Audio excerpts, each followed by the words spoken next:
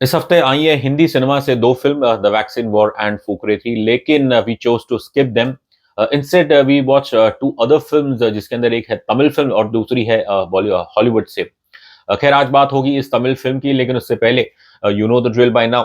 Please subscribe to my channel and don't forget to press the bell icon. Hi friends, this is Mayur, you are watching beyond Bollywood plus. आज हम बात करेंगे Tamil film mark Anthony की, जो कि 2 हफ्ते पहले साउथ इंडिया में रिलीज हो चुकी है। आज 28 सितंबर को इसका हिंदी वर्जन रिलीज किया गया है। Yesterday we watched the dubbed Hindi version.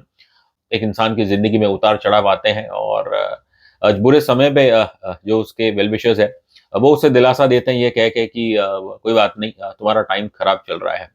और कुछ हमें ऐसा ही एहसास हुआ इस फ़िल्म के ओपनिंग 30-35 मिनट्स में, क्योंकि वो इतने बुरे हैं कि आपका मन करता है कि भई मैं यहाँ पे क्यों आ गया हूँ। उस समय तो आपके मन में फीलिंग आती है that this is a classic case of being at the wrong place at the wrong point of time. अब ख़ैर जो हमारे राइटर डायरेक्टर अधिक रविचंद्रन हैं, उनकी फ़िल्म ये तो बिल्कुल टाइम पर ही निर्भया चलती है।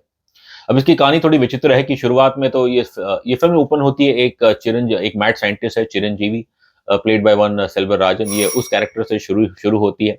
अब ये साइंटिस्ट की बरसों की मेहनत सफल रहती है जब ये एक टाइम ट्रैवल टेलीफ़ोन का इन्होंने इजाद किया है, और जब जैसे ही रिज़ल्ट सक्सेसफुल आते हैं, तो ज़ाहिर है ये साइंटिस्ट हमारे खुशी इनके पैर ज़मीन पे नहीं है लिटरली।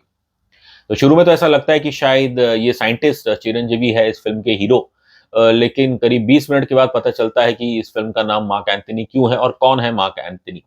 खैर आज की तारीख में मार्क एंथनी एक मैकेनिक है। ये एक सीधा-साधा लड़का है, लड़का तो नहीं कहूँगा, but actor Vishal is close to 50, but obviously Mark Anthony is a mechanic और इनकी ज़िंदगी बड़ी सिंपल सी है।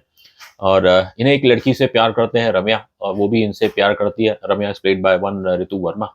लेकिन इन्हें डर है कि यदि रम्या और उनके परिवार वालों को मार्क एंथनी के जो पिता हैं, उनके बारे में पता चला और उनकी मदर के बारे में पता चला, तो ज़ाहिर है ये रिश्ता उनका टूट जाएगा। तब किस्मत उन्हें एक मैं कहूँगा बहुत ही यूनिक अपॉर्च्युनिटी प्रदान करती है, जहाँ पे वो अपने अतीत में जाके जो उनका प्रेज़ेंट है, उसे करेक्ट कर सकते हैं। कहीं न कहीं ये जो कहानी है, ये आपको अलादीन उसकी भी याद दिलाता है कि ऑब्वियसली वहाँ पे तो एक लैंप था, चिराग, जो पहले अलादीन को मिलता है, जो कि एक गरीब लड़का होता है और फिर रातों-रात उसकी किस्मत बदल जाती है। तो कुछ हमें ऐसे ही यहाँ देखने को मिलता है, कि instead of a lamp we have a time travel telephone, और रातों-रात हमारे मार्क एंथनी की ज़िंदगी में एक उनकी ज़िंदगी बदल जाती है। तो just like that cartoon character, cartoon film, हमारे मार्क एंथनी भी उनकी की ज़िंदगी बदलती है, और बाद में जाके लेकिन उनके हाथ से ये जो टेलीफ़ोन है वो चोरी हो जाता है, और ज़ाहिर है जो इंसान इस टेलीफ़ोन का बाद में उपयोग करता है वो इस फ़िल्म के विलेन हैं, और वो इसे अपने फ़ायदे के लिए करते हैं, जिससे ज़ाहिर है हीरो को नुकसान होगा। तो ख़ैर पहले तो हमें लगता है कि इस फ़िल्म के जो प्रमुख विलेन है शायद वो it's the character of Ekambaran, which is played by actor Sunil, जिन्हें हमने पुष्पा में देखा था। लेकिन जैसे ये कहानी आगे बढ़ती है, तब पता चलता है कि भैया इसके जो असली विलेन या विलेन्स हैं, that is someone very close. दोस्तों वैसे तो इस फ़िल्म का नाम है मार्क एंथनी, बट ये फ़िल्म अपने टिटुलर कैरेक्टर से नहीं चलती, बल्कि यहाँ पे जो मैं कहूँगा इसके जो मेन इन सब में जो असली एंटरटेनर है इस फ़िल्म के, वो है the character of Jackie Pandian, that's played by SJ. Suriya. अब Jackie Pandian is the best friend of Anthony's father, of Mark Anthony's father Anthony, which is also played by actor Vishal. और इन दोनों की बहुत ही जय वीरू टाइप दोस्ती थी, और अनफॉर्च्युनेटली फिर एक हादसे में एंथनी की उनकी मौत हो जाती है, उनका खून हो जाता है, और अब ज़ाहिर है जो जैकी पांडियन है, वो अपने दोस्त के बेटे को अकेला रहने नहीं देंगे, और वो उन्हें अपने खुद के बेटे मदन, उनसे भी ज़्यादा प्यार करते हैं। Both Jackie Pandian and Madan, both the characters are played by SJ. Suriya. लेकिन जब आप देखेंगे तो इतना क्लियरली अ, ऐसा लगता नहीं है कि it's played by the one man. In fact I would से similar things for the characters of Anthony and mark Anthony as well. तो खैर जैकी पांडियन देखने में बिल्कुल, खासकर जो इनका जो 70s का रिप्रेजेंटेशन है, ज़ाहिर है वो बिल्कुल जो रेट्रो ईरा है, चाहे वो हेयर स्टाइल हो, चश्मा हो, ऑब्वियसली सिगार फूँकने का अंदाज़, that is so typical of 70s।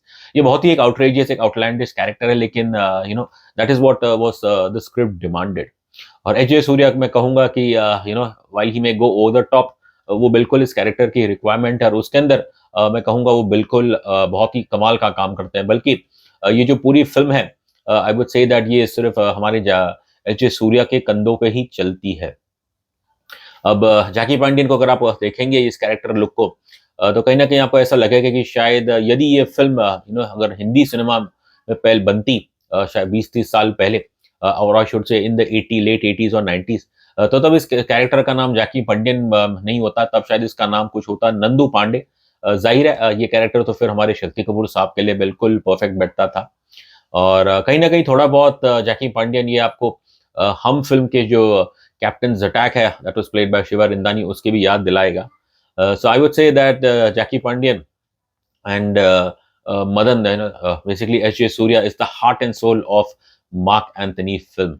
अब कुछ लोग शायद कहेंगे कि भई क्या ये कोई टिपिकल बॉलीवुड एक बॉलीवुड फ़िल्म की जो leave your brains behind film है वैसा है? मैं कहूँगा नहीं, ये फ़िल्म वैसी नहीं है। हाँ, ये फ़ॉर्मूलाइक फ़िल्म ज़रूर है।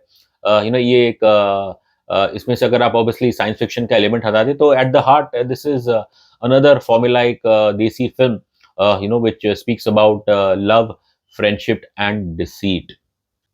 तो खैर एस जे सूर्या इनका काम तो बहुत ही लाजवाब है, but unfortunately we can not say the same about lead actor Vishal.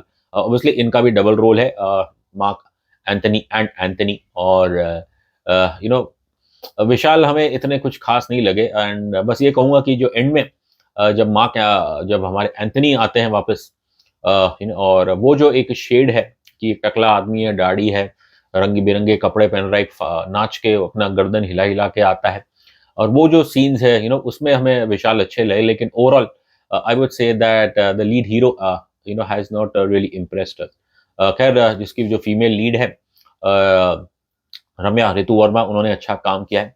और जो हमारे सुनील साहब है उन्हें तो हम पहले पुष्पा फ़िल्म में देख चुके हैं, ही प्लेज़ द कैरेक्टर ऑफ एकाम्बरम, और उनका काम भी अच्छा है। मार्क एंथनी ज़ाहिर है मुझे लगता है कि जैसी इसकी कहानी है और काफ़ी कुछ हद तक ये लाउड भी है, बट ये कोई जैसे कि हमने पहले कहा, it is not your leave your brain behind cinema, because यदि इसके अंदर साइंस फिक्शन का एलिमेंट है तो आपको थोड़ा तो ध्यान देना ही पड़ेगा। ओवरऑल मैं कहूँगा ये फ़िल्म, इसका जो असली मज़ा है, इसका स्वाद है, वो उसके आफ्टर 40 मिनट्स आता है, और जो उसका क्लाइमैक्स है, लंबा क्लाइमैक्स है, वो काफ़ी आपको लोट-पोट करेगा।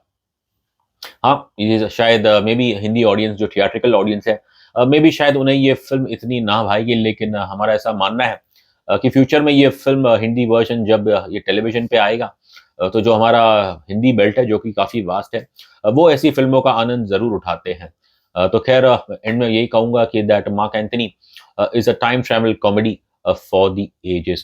अगर हम बात करें रेटिंग की, तो हम इसे देते हैं 5 में से 3 स्टार्स।